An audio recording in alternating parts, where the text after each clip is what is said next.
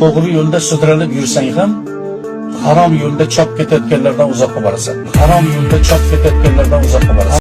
Assalomu alaykum akalar, ukalar, do'stlar, musofirda yurgan aka-ukalar, parvoz aka-ukalar, hammangiz sog' salomatmisiz? Oilalaringiz tinchmi? Birdan baquvvatmisiz? Sog' salomat bo'ling. Parvozda chempionlar katta bo'lyaptimi? Katta bo'laversin. Kamida chempion bo'lsin. Birgalikda aka-ukalar. Bugungi videomiz juda ham bir foydali video bo'ladi degan umiddaman. Nimaga deganda hozirgi kunda ob-havo juda ham qizib ketdi. Boshqa yerda bilmayman, Xorazmda temperatura soyada 35-30 dan ziyod bo'lib ketdi. Xullas kelam bunday sharoitlarda nimalarga e'tibor berish kerak? Nimalarni qilishimiz kerak? Qayerlarda qo'yish kerak? Bu haqida ma'lumotlar beramiz. Keyin Namanganga bugun oprapkamiz bor, ikkita jo'ja. Namanganga Bahram akaga chiqib ketadi, ikkita jo'ja. Bu jo'jani chiqib ketish jarayonlarini ham kuzatishingiz mumkin bo'ladi akalar, ukalar. Xullas bir tomoshabob dam olish uchun video bo'lishi uchun harakat qilaman. Telegram guruhimiz bor. Akalar, ukalar, bu yerga o'tsangiz, parranda boqadigan bo'lsangiz, bu albatta siz uchun kerakli kanal bo'ladi. Bu Telegram guruhning silkasini kommentariyani boshida qo'yaman. Kommentariyaga tushib, silkani ustini bitta bossangiz, nimaga Telegramga o'tasiz. Bu yer juda ham bir foydali, siz uchun kerakli guruh bo'ladi. Agar kanalimizda yangi bo'lsangiz, obuna bo'lib qo'ying. Pastda podpisatsiya yozuvi bor, ustini bitta bossangiz, obuna hisoblanasiz. Obuna bo'lib qo'ysangiz, videolarimizda ara-arada shu foydali maslahatlarimizni berib turamiz. Obuna bo'lib qo'ysangiz, yangi chiqqan videolarimizni birinchilardan bo'lib ko'rish imkoniyatingiz bo'ladi. Aka-ukalar, bo'lmasam ketdik jarayonlarni kuzatamiz. Aka-ukalar, mana ichkaridagi termometrimiz 27,5 gradusni ko'rsatdi. Bostiriqli joyda 27,5 gradus. Parrandalarimiz mana og'zini ochib turgani yo'q. Normal holatda turibdi. Og'zini ochib yo bir xoloslab turgan yeri yo'q. Endi 28 nima 27,5 gradus ham baribir parranda uchun ko'p. Bu normal temperatura, bu katta parrandalar uchun 15-18 gradusda. Endi tashqaridagini ko'ramiz. Aka-ukalar, endi soya joyda mana olma daraxtimizni soyasidagi temperaturani endi ko'p odam soyada qo'yadi, tashqarida. Mana qo'yganimizda 5 minut bo'ldi. Soya joyda temperatura ko'rishingiz mumkin. 32. Endi quyoshga qo'yish shart emas. Quyoshga qo'yganda bu 100 gradusga chiqib ketadi. Mana shu 32 gradus ham masalan mana katta parrandalarimiz uchun bu og'irlik bo'ladi-da. Shuning uchun men videolarimda ko'p ta'kidlaganim, bostiriqli xonalarda albatta issiqda qo'yish kerak-da. Aka-ukalar, endi quyoshdagi mana hali quyosh to'liq bulutni orasida emas, ishga bulutli osmon. Agar to'liq ochiq bo'lganda, hozir endi quyoshdagi temperaturani ko'ramiz.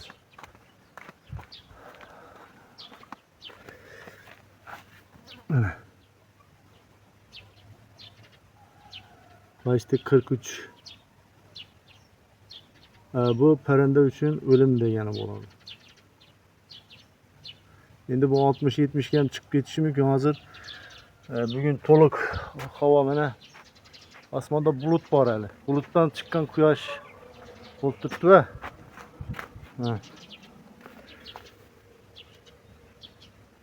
Xullas kelam. Aka-ukalar, mana jarayonlarni kuzatib oldingiz. Tashqarida necha gradus, ichkarida necha gradus, soyada, quyoshda hammasini ko'rib oldingiz. Bugun bulutli havo, mana bulutli havo. Xullas kelam, bu havo ochiq paytida, bulut bo'lmagan paytda bu ko'rsatkichlar yanada yuqori bo'lishi mumkin. Nima demoqchiman? Shu albatta issiqda bostiriqli joylarda qo'yish kerak-da. Nabarot, quyosh botgandan keyin kechga qarab Bu ichkari qizib ketadi. Ichkaridan tashqariga qo'yish kerak. Ochiq maydonlarga, setkaga, soya joylarga kechqurun ichkari qizib ketadi. Ana shu yerlarga e'tiborli bo'lamiz. Bo'lmasa bu juda ham bir noqulayliklar kuzatiladi. Bu narsada parrandani jo'ja bo'lsa rivojlanishi ham past bo'ladi. Ishtahalar umuman tushib ketadi. Xullas kalom bu har xil oqibatlarga olib kelishi mumkin.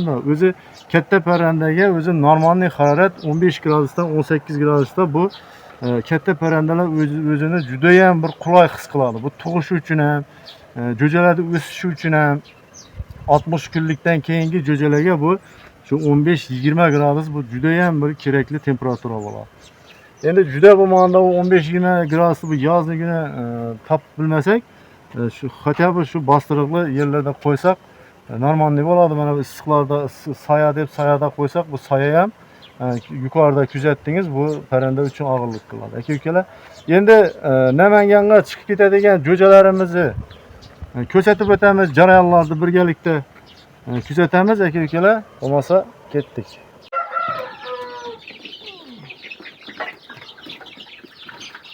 Tak, Bahrom aka, bu yerda men aytib o'taman qaysi-qaysidan. Mana u katta yurgan zelonka. Mana tumanni bolasi Chubatu. Samarqanddan kelgan 6 ta yurtgan. Keyin mana bunda yurtdi mana Hanjarni bolasi mana. Keyin ana Zilzilani bolasi. Keyin mana bu qoralar Naqdon uchidan bo'ladi. Mana. Ular Naqdon uchilar, qoralar mana qoralar. Bunda ham bor mana.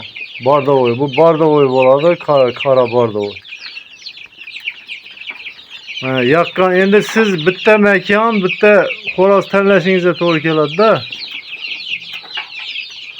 Mana bu ham Hanjar mana. Mana o chetda mana. Mana o ketdi. O nariyoqqa ketdi. Xullas men tushiraman, xullas yaqinlashtirib, screenshot qilib nima qilasiz xudo xolasa. Endi o'zi bu yerda kattasidan o'zi unda ko'p emas. Bu 6-7 ta bor-da.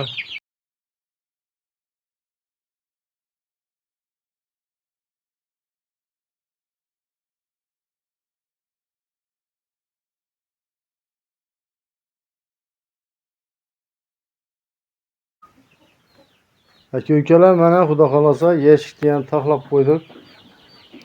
Yana bitta narsa, mana shu yoz kunlarida mana jo'ja oprotka qiladigan aka-ukalar, mana обязательно usti ochiq bo'lish kerak aka-ukalar. Yeshikning usti полностью ochiq bo'lish kerak. Bu yonboshini mana teshilgan yonboshlari ham.